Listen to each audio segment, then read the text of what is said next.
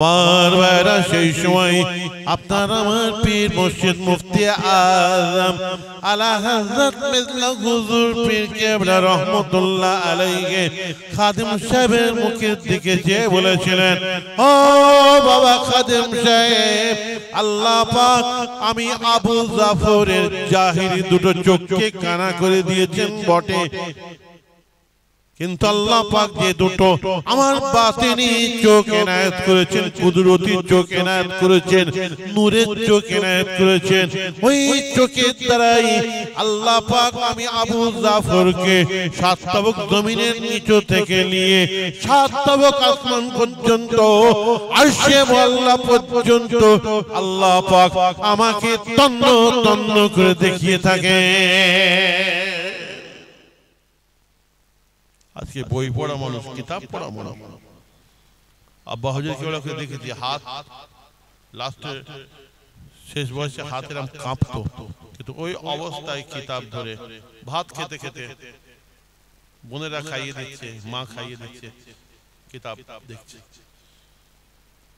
বাইরে থেকে আন্দারমহল থেকে যেন বাইরে আসতেন হুইল চেয়ারে করে, তখনও বাপের বেটা কোলে একটা কিতাব কিন্তু নিতে ভুলতেন না, একটা কিতাব থাকতো হাতে হাতে।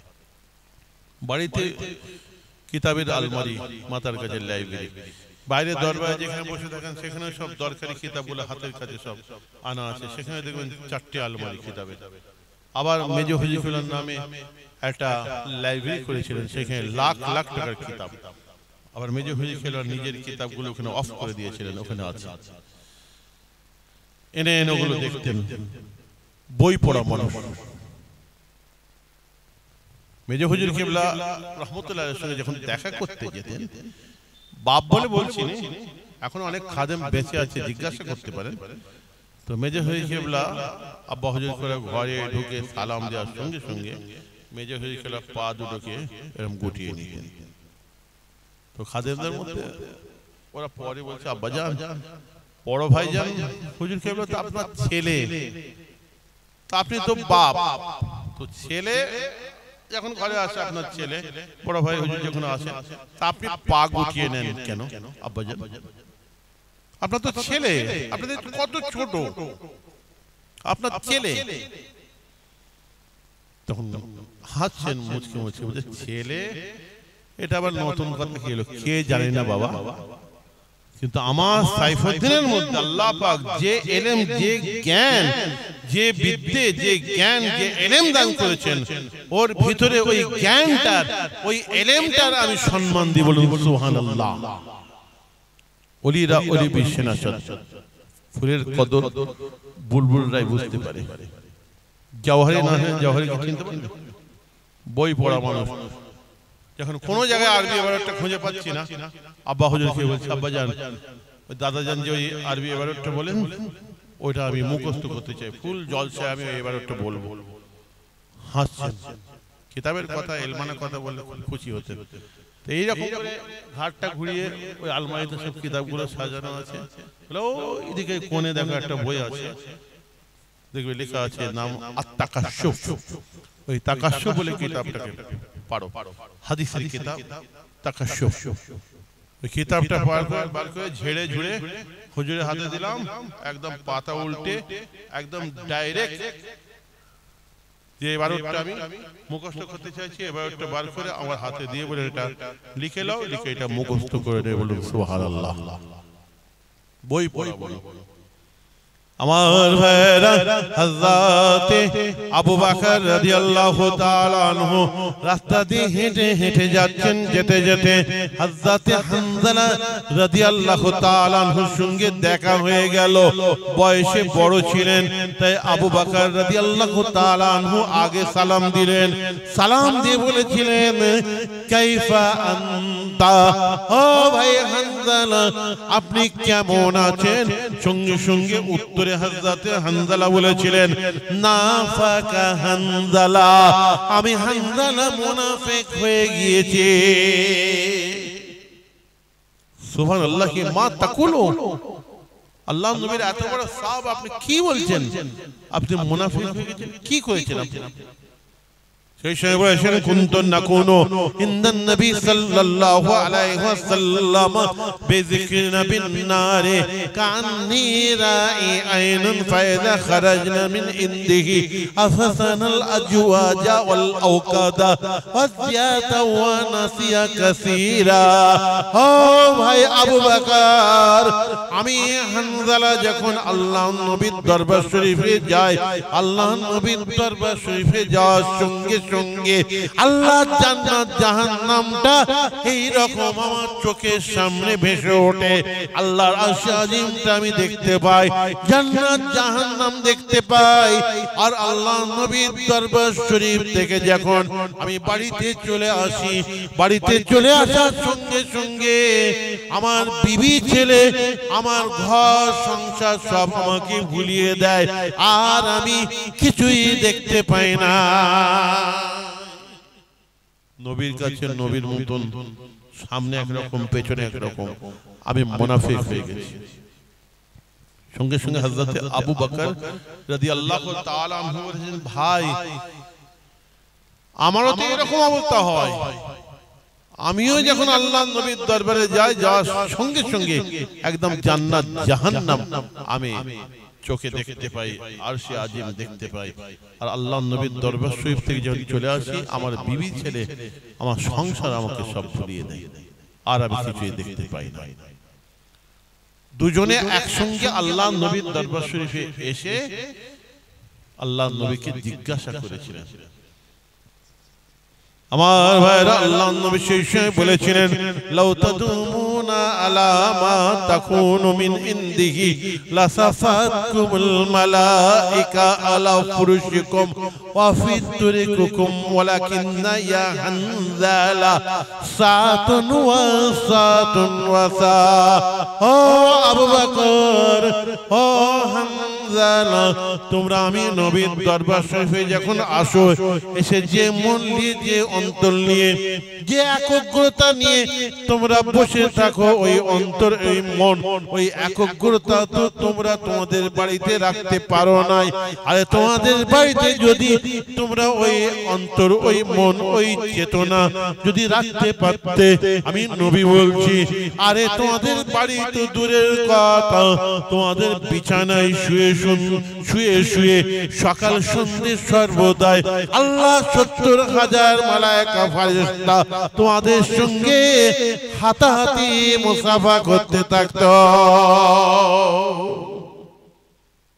ফেরেশতাদের জগতের মানুষ হয়ে যেতে, আর দুনিয়ার সঙ্গে কোনো তাল্লুক থাকতো না। কিন্তু তোমরা তো ওই অন্তর, ওই মন, ওই দিল রাখতে পারো না বাড়িতে গিয়ে। তাহলে নবীর দরবারে যাওয়ার সঙ্গে সঙ্গে জান্নাত জাহান্নাম দেখতে পেত কিনা? কলব খুলে যেত তাদের। আর আমরা সেই কলব খোলার জন্য পীরদের দরবারে যে 1 বছর, 2 বছর, 4 বছর, 5 বছর, 10 বছর ধরে লা ইলাহা ইল্লাল্লাহ ধাক্কা মেরে লা ইলাহা ইল্লাল্লাহ ইল্লাল্লাহ বলে জিকির করে করে তাও আমাদের কলব খুলছে, আমরা কিছুই দেখতে পাচ্ছি না। তাই বলেছি, নবীর দরবারে যাওয়ার সঙ্গে সঙ্গে জান্নাত জাহান্নাম তারা দেখতে পেত। ওখানে নূর আছে, আমি বলেছিলাম, ঠিক কিনা? বলেছিলাম নূর আছে, কেন চাইবে না? আবু জহল কমবক্তা ঘুরতে ঘুরতে এসে আল্লাহর নবীর নূরানী চেহারা মুবারকের দিকে তাকিয়ে আঙুলটা বাড়িয়ে বলেছিল, হাশেম বংশের মধ্যে এত বাজে কালো কুচ্ছিত একটা মানুষ জন্মগ্রহণ করবে, আমরা জীবনে কল্পনাই করতে পারি না। বলুন নাউযুবিল্লাহ। মুসলিম শরীফের, বুখারী শরীফের এই সমস্ত হাদিসগুলোকে মওলা রুম রহমতুল্লাহ আলাইহি তার মুসলিমি রুমির মধ্যে কি সুন্দর করে ফার্সিতে কবিতার মাধ্যমে বলেছিলেন। दीदी अहमद रा अबू जुगल ओ बेगो जश्न नक्शे कर बनी हाशिम से गो दीदी सिद्दे कस्ब गुफ्ता आफताब ऐज़ शर्खी नैज़ गरबी खुशबता। আবু জহেল কম বক্তা ঘুরতে ঘুরতে আল্লাহ নবীর দরবার শরীফে এসে আল্লাহ নবীর নুরানি চেহারা মোবারকের দিকে আঙুলটা বাড়িয়ে বলেছিল, হাশিম বংশের মধ্যে এত বাজে কালো কুৎসিত একটা মানুষ জন্মগ্রহণ করবে আমরা জীবনে কল্পনাই করতে পারি না। বলুন নাউযুবিল্লাহ। এত বড় বিয়াদবিয়ানা কথা আমার রাসূল পাকের সাহাবা হযরত আবু বকর রাদিয়াল্লাহু তাআলা আনহু কি সহ্য হয়?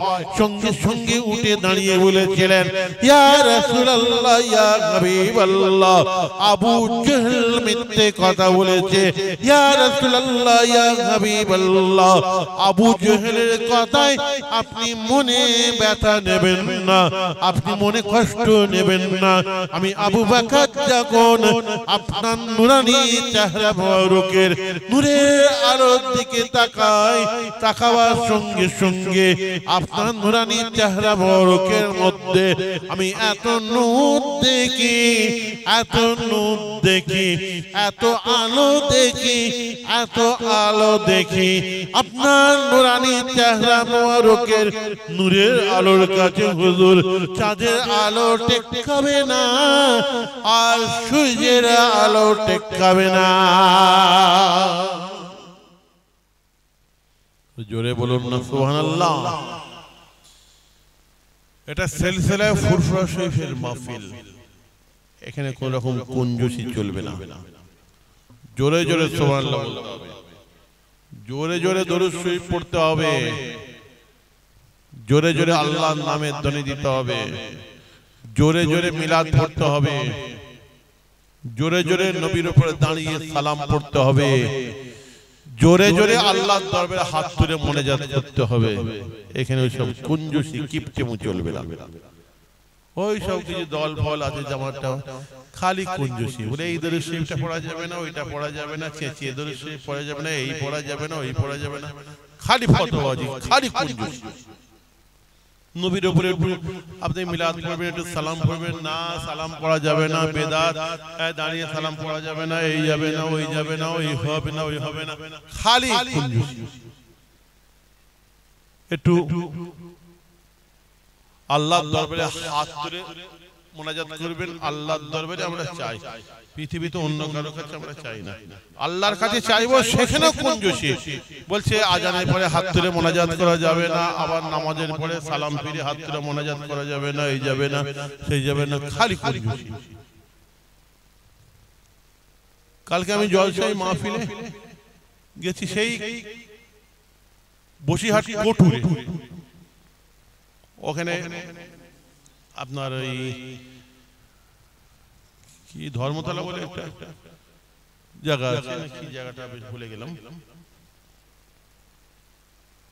তো ওইখানে ওয়াজ করছি, যেইখানে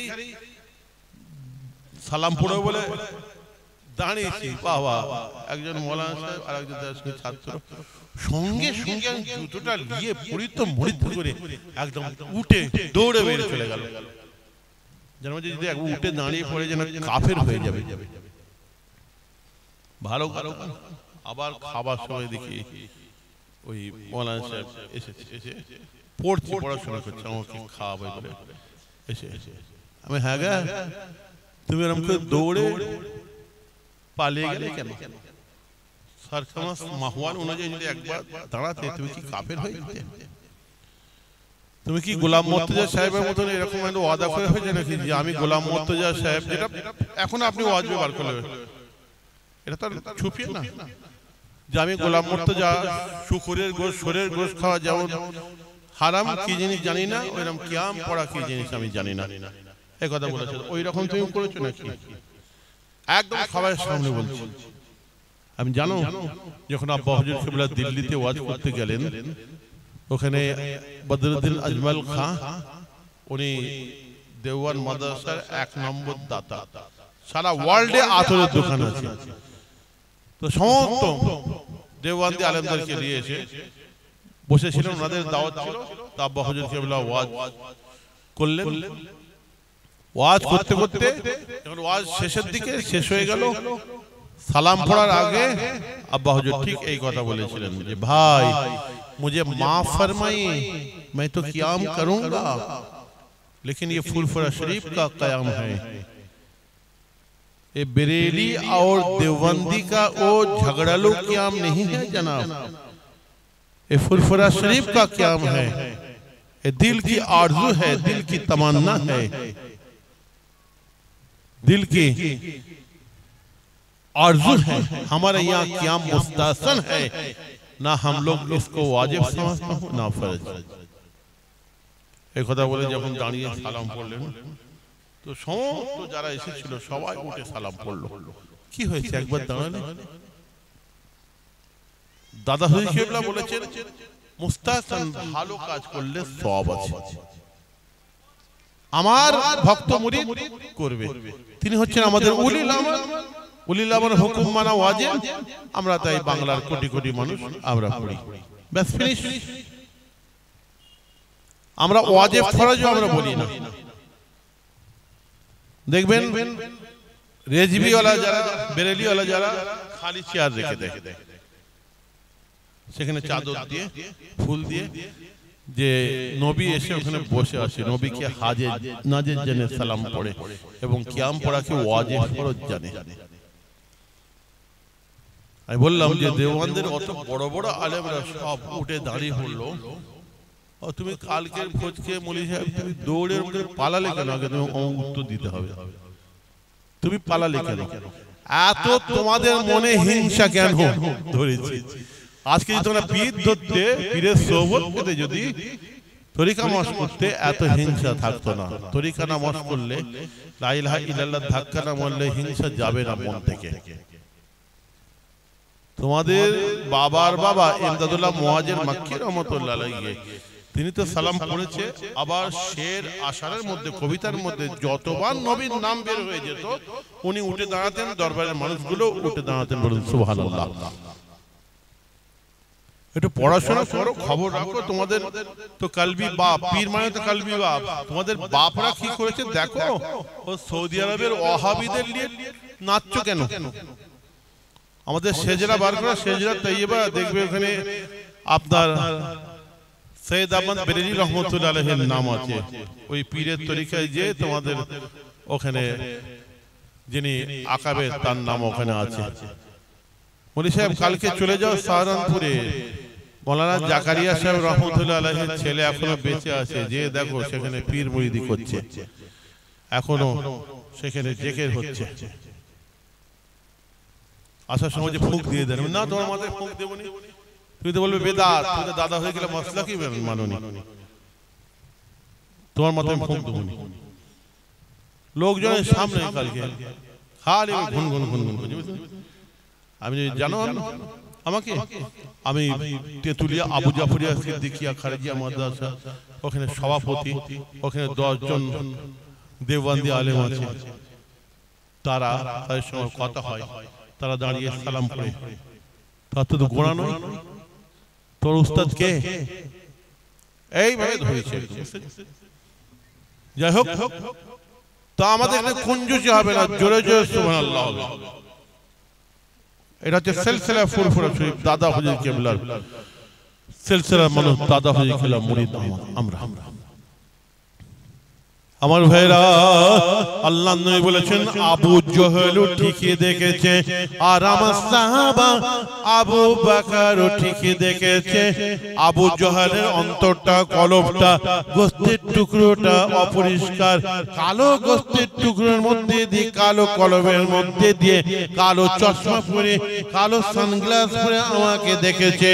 ওর চোখেও ঠিকই দেখেছে। আর আমার সাহাবা আবু বকরের অন্তরটা, কলবটা, গোস্তের টুকরোটা পরিষ্কার পরিচ্ছন্ন, সাদা কাঁচ, সাদা ট্রান্সপারেন্টের মধ্যে দিয়ে আমাকে দেখেছে। আবু বকরটাই আমার আসল রূপটাই দেখেছে। চোখ তো একই ছিল, দুরকম দেখা হলো কেন? এই জায়গাটা আবু বকর রাদিয়াল্লাহু তাআলা আনহুর মতন কলব তৈরি করতে হবে। আবু জহল মার্কা কলব করলে হবে না। আলা ওয়া ইন্না ফিল জাসাদি মুদগাতান ইযা সালাহাল জাসাদু কুল্লুহু ওয়া ইযা ফাসাদাল জাসাদু কুল্লুহু আলা ওয়া হিয়াল কলব। আল্লাহ নবী বলছেন মানুষের শরীরের মধ্যে একটা গোস্তের টুকরো আছে, ওই গোস্তের টুকরো যদি পরিষ্কার পরিচ্ছন্ন হয়, পাক সাফ যদি হয়, সমস্ত শরীরটা পরিষ্কার পরিচ্ছন্ন হয়ে যাবে, পাক সাফ হয়ে যাবে। আর ওই গোস্তের টুকরোটা যদি অপরিষ্কার থাকে, খারাপ থাকে, সব অপরিষ্কার হবে, খারাপ হবে। আলা ওয়া হিয়াল কলব ওয়া মা সাবা, ওই গোস্তের টুকরোটারই নাম হচ্ছে কলব। আল্লাহ রাসূল হাদিসের মধ্যে বলছেন কলব। আবার আল্লাহ পাক কোরআন মাজিদের মধ্যে বলছেন তোমাদের কপালের উপরে দুটো জাহিরি চামড়ার চোখ আছে, ভেটা ভেটা। লা তামাল আবসারুহু ওয়ালাকিন্না তামাল কুলুবুল্লাতি ফিস সুদূর। দুটো জাহিরি ভেটা ভেটা চোখ আছে, কিন্তু আমি আল্লাহ বলছি দুটো জাহিরি ভেটা ভেটা চোখ থাকা সত্ত্বেও কিছু মানুষ হবে তারা কিন্তু কলবের চোখের অন্ধ হবে। তাহলে আল্লাহ কোরআনে বলছেন কলবের চোখে অন্ধ হবে। কুলুবুল্লাতি ফিস সুদূর। কিছু খেজমার মোল্লা মৌলভী আছে বলে এই কলবটা মনে হয় পীরেদের কথা, পীরেদের বাপেদের কথা মনে হয়। খালি কলব কলব কলব হু হু হু হু করে দেখে করে কি হয় তারা বলে, ইলমে তাসাউফকে মানে না। আল্লাহ বলছেন কোরআনে কলব, রাসূল বলছেন আগে হাদিস বলেছি হাদিসে কলব, পীরেরাও বলে সেই কলবের কথা। নতুন কথা কিছু বলে না তো। কলব যদি পরিষ্কার থাকে সব পরিষ্কার হবে, কলব যদি অপরিষ্কার থাকে সব অপরিষ্কার হবে। আজকে কলব যদি পরিষ্কার হয় তাহলে নবীর মতন নামাজ হবে, নবীর মতন রোজা, নবীর মতন ইবাদত বন্দেগী আমল, নবীর মতন কোরআন তেলাওয়াত হবে, নাহলে হবে না। আম্মা জান আয়েশা রাদিয়াল্লাহু তাআলা আনহা বলছেন আল্লাহ নবী যখন আমার ঘরে যখন আসতেন, এসে যখন খাওয়া দাওয়া করতেন, সামনে যখন দস্তরখান বিছানো হতো, সেই সময়ে আমি আয়েশা আমাকেও ডাকতেন খাবার জন্য, আলীকেও ডাকতেন, ফাতেমাকেও ডাকতেন, ইমাম হাসান ইমাম হোসেনকে কিন্তু ভুলতেন না। ওয়া ইয়াকুলু মাআল খাদেমে, এমনকি এক দস্তরখানে বাড়ির চাকর চাকরানি গুলোকে, কচি কাঁচা গুলোকে, গরিব গোরাবা গুলোকে ডেকে হেঁকে নিয়ে একসঙ্গে খাওয়া দাওয়া করতে। অনেক সময় এরকম হতো আমি আয়েশা একটা পাত্র করে পানি পান করতাম, আল্লাহ নবী আমার স্বামী আমার হাত থেকে পাত্রটা কেড়ে নিয়ে যে জায়গায় আমি ঠোঁট লাগিয়ে পানি পান করতাম, ইচ্ছাকৃতভাবে বড় ভালোবেসে সেই জায়গায় আবার ঠোঁট লাগিয়ে আল্লাহ নবী পানি পান করতে আরম্ভ করে দিতেন। আমরা তো বিয়ে করে বাড়ির বউগুলোকে নিয়ে এসে মনে করি কাজের ঝি চাকর, তার থেকেও খারাপ ব্যবহার করি। আল্লাহ নবী আম্মা জান আয়েশা রাদিয়াল্লাহু তাআলা আনহাকে বললেন, আয়েশা আমি নবী বলে আমার স্তরটা গ্রেডটা উঁচু আর তোমারটা অনেক নিচু, এই কথা মনে করো না। এই দেখো আয়েশা, তোমার ঝুঁটো তোমার এঁটো আমি পান করছি, স্বামী স্ত্রীর ক্ষেত্রে তুমি আর আমি এক। বলুন সুবহানাল্লাহ। তামাম বিশ্বের মুমিন মুসলমানকে আল্লাহ নবী শিক্ষা দিলেন যে তোমরা বাড়ির স্ত্রীদের সঙ্গে কি রকম ব্যবহার করবে, ভালোবাসা। আমি এটা বলার জন্য আমি উঠিনি, আল্লাহ নবীর ঘরের অবস্থাটাকে বলছি, তারপরে নামাজের কথাটা বলবো। আম্মা জান আয়েশা আরো বলেছিলেন অনেক সময় আমি ঘরে মাথায় চিরুনি দিতাম, চিরুনি দিয়ে মাথা চেড়াতাম। আল্লাহ নবী আমার ঘরে ঢুকতেন, আমাদের স্বামী স্ত্রীর কত ভালোবাসার কথা, কত খুশগল্পের কথা, কত সুখের দুঃখের কথা, কত ভালোবাসার কথা হতো। আমি ওই অবস্থায় চিরুনি দিয়ে মাথা চেড়াতাম। আল্লাহ নবী আমার স্বামী আমার হাত থেকে চিরুনিটা কেড়ে নিয়ে নিজের হাতে আমি আয়েশা আমার মাথার চুলগুলোকে আঁচড়ে দিতেন। ওয়ায়ুফলি রাসাহু, মাথার চুল আঁচড়ে দিতেন। এইরকম অবস্থা। কিন্তু বড় আশ্চর্যের কথা আমি দেখেছি, এই অবস্থাতে যখন মসজিদে নববীতে হযরত বিলাল রাদিয়াল্লাহু তাআলা আনহু আযান দিয়ে দিতেন। হযরত বিলাল রাদিয়াল্লাহু তাআলা আনহুর আযানটা হাওয়াতে ভেসে ভেসে যখন এসে আমার স্বামী আল্লাহ নবীর যখন কানে পৌঁছে যেত, আমি দেখতাম সঙ্গে সঙ্গে চেহারাটা মিজাজটা আলাদা হয়ে যেত, চেহারাটা পাল্টে যেত, একটা গম্ভীর মিজাজ এসে যেত। সঙ্গে সঙ্গে আমার দিক থেকে মুখটাকে ঘুরিয়ে নিয়ে আস্তে করে উঠে দাঁড়িয়ে গুড়ি গুড়ি পায়ে মসজিদের নববীর দিকে যখন চলে যেতেন, সেই সময়ে আল্লাহ নবীকে আর আমার স্বামী বলে মনে হতো না, মনে হতে যেন কোনো বেগানা মানুষ, অন্য জগতের মানুষ। আল্লাহ নবী সাহাবারা বলছেন এই অবস্থায় আল্লাহ নবী মসজিদে নববীতে এসে যখন নামাজ পড়াতেন আমাদেরকে নিয়ে, যখন নিয়ত করতেন আমরাও নিয়ত করতাম। আল্লাহ নবী যখন রুকুতে যেতেন আমরা রুকুতে যেতাম। আল্লাহ নবী যখন সিজদায় যেতেন আমরাও সিজদায় যেতাম। আল্লাহ নবী সিজদা যা মাত্রই আজিজুন কা আজিজুর রাহা, আল্লাহ নবী সিজদা যা মাত্রই আল্লাহ নবীর বুকের ভেতর থেকে একটা জাতা গোরামার মতন কান্নার ঘরঘরানি শব্দ আমরা শুনতে পেতাম। আল্লাহ নবী নামাজ পড়তেন, অন্তর কাঁদতো। কি নামাজ পড়েছিলেন ভাই? ওই কান্নার নামাজ তো আমাদের হলো না। আমার রাসূল পাকের সাহাবা হযরত ওমর ফারুক রাদিয়াল্লাহু তাআলা আনহু অত বড় মুজাহিদিন ইসলাম, অত বড় খলিফাতুল মুসলিমিন,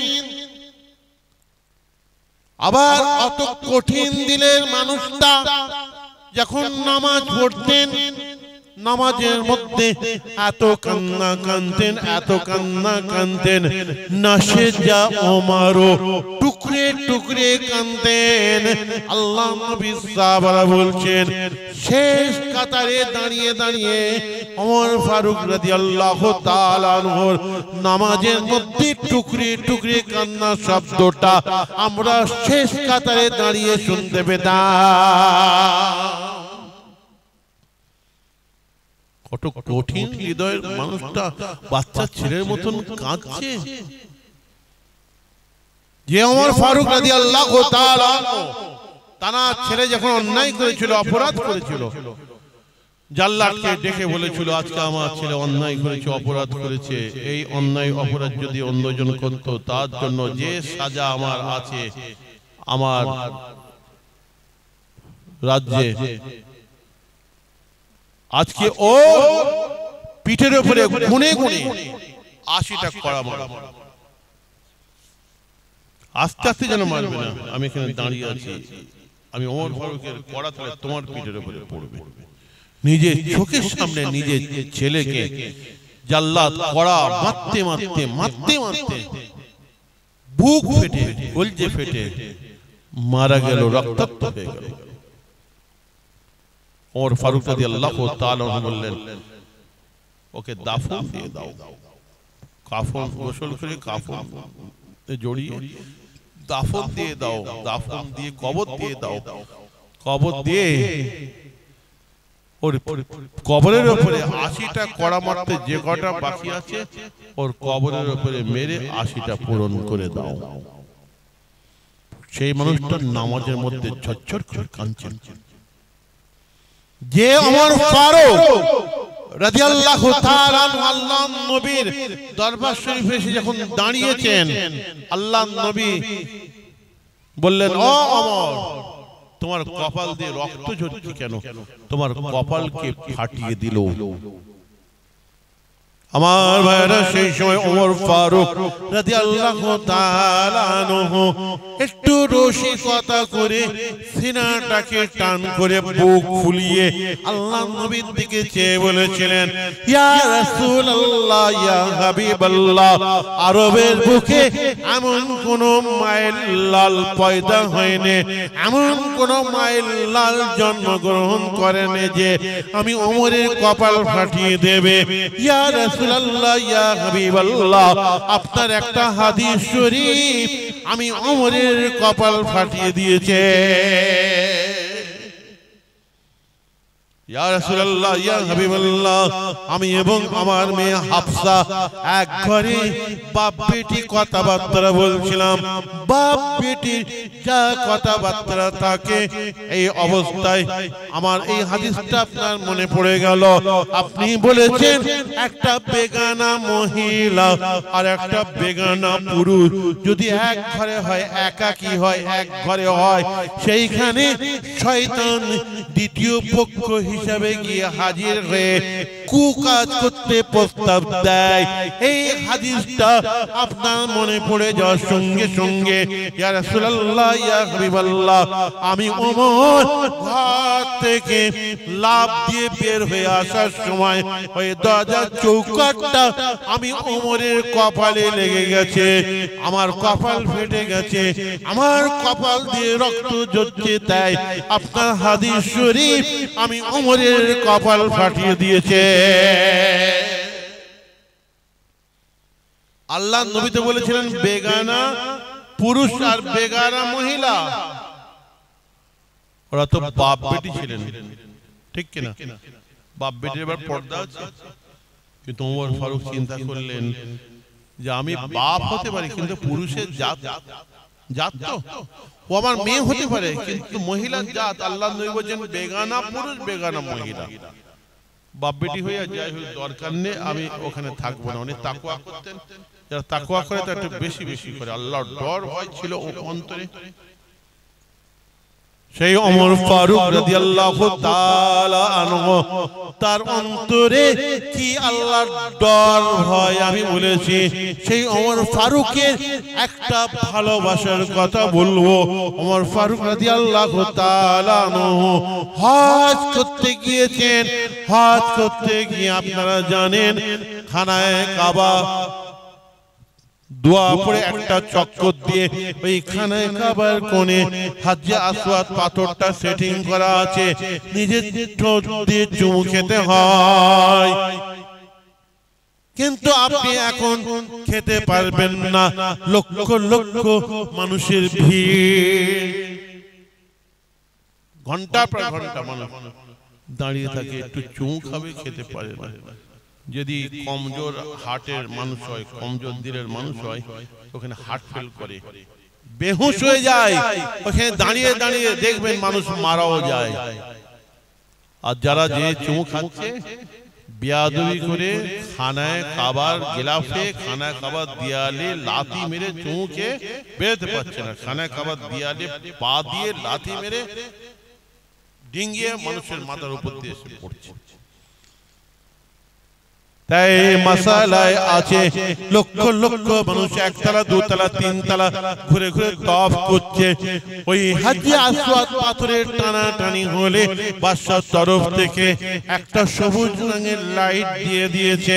ওই লাইটটা রুকনি ইয়ামানি টানাটানি, হাজরে আসওয়াদের টানাটানি, লাইটটার সামনে এলে দূর থেকে আপনি হাত দিয়ে এই রকম মাসা করে আপনি চুমু খাবেন। চুমু খাওয়ার সঙ্গে সঙ্গে আপনার নামায়ে আমলে আল্লাহ পাক হাজরে আসওয়াদ পাথরে চুমুকা সব লিখে দেবেন, আপনার গুনাহ খাতাকে maaf করে দেবেন। ওমর ফারুক রাদিয়াল্লাহু তাআলা আনহুর যুগে তো এত মানুষ হতো না, তখন ফাঁকা ফাঁকা ছিল। দেখবেন নেটে আজ থেকে কয়েকশো বছর আগে নেটে সব দেওয়া আছে। ওমর ফারুক রাদিয়াল্লাহু তাআলা আনহু তাই একটা চক্র দিয়ে দোয়া পড়ে যখন খানায়ে কাবা পাথরটাকে হাজরে আসওয়াদ পাথরটাকে যখন চুমু খেতে যাবেন, চুমু খেতে গিয়ে ঠোঁটটাকে সরিয়ে নিয়েছেন, ঠোঁটটাকে সরিয়ে নিয়ে ওমর ফারুক রাদিয়াল্লাহু তাআলা আনহু বলছেন, হে হাজরে আসওয়াদ পাথর, আমি ওমর তোমাকে চুমু খাবো না, তুমি সামান্য একটা পাথর, ইন্নাকা হাজারুন লা ইয়ানফাউ ওয়ালা তাদুররু, তুমি সামান্য একটা পাথর, কারোর ভালো করতে পারবে না, কারোর খারাপও করতে পারবে না, আমি ওমর তোমাকে চুমু খাবো না। তোমার মতন কত পাথর খানায় খাবার ভিতরে ছিল, আল্লাহ বলেন সব ফেলে দাও, খালি দুটো পাথরকে রেখে দাও। আর একটা পাথরের নাম হচ্ছে মাকামি ইব্রাহিম, যে পাথরটার উপরে দাঁড়িয়ে ইব্রাহিম আলাইহিস সালাম খানায় কাবা নির্মাণ করেছিলেন। যখন পাঁচিল গাঁথা হচ্ছিল, পাঁচিল যখন উঁচু হয়ে যাচ্ছিল, ইব্রাহিম আলাইহিস সালামের আর লাগাল যাচ্ছিল না, সেই সময় ওই পাথরটাকে আল্লাহ পাক লিফটের মতন উঁচু করে দিচ্ছিলেন আর দাঁড়িয়ে খানায়ে কাবা নির্মাণ করছিলেন। যখন নির্মাণ করা হয়ে গেল, তৈরি করা হয়ে গেল, ওই পাথরটার উপরে দাঁড়িয়ে বলেছিলেন, আল্লাহ আপনার খানায়ে কাবা নির্মাণ করা হয়ে গেছে, আমার খানায়ে কাবা নির্মাণ করার মজুরি আল্লাহ আপনাকে আমাকে দিতে হবে। খানা খাবার তৈরি করার মজুরি দিতে হবে। রাজমিস্ত্রি ঘর বানালে মজুরি চাই তো, যে খানায় খাবার তৈরি করার মজুরি আমাকে দিতে হবে। আল্লাহ পাক সেই সময় বললেন, হে ইব্রাহিম খলিলুল্লাহ, আয় আমার দোস্ত ইব্রাহিম, তোমার কি মজুরি চাই বলো। সেই সময় ইব্রাহিম আলাইহিস সালাম ওই পাথরটার উপরে দাঁড়িয়ে বলেছিলেন, আল্লাহ আমার খানদান থেকে আপনার আখেরের নবী নবী মুহাম্মদুর রাসূলুল্লাহ সাল্লাল্লাহু আলাইহি ওয়াসাল্লামকে পয়দা করতে হবে, আমার খানদান থেকে আখেরি নবীকে তৈরি করতে হবে, এইটাই আমার মজুরি। আল্লাহ পাক সেই সময় বললেন, ইব্রাহিম তোমার দোয়াকে কবুল করা হলো।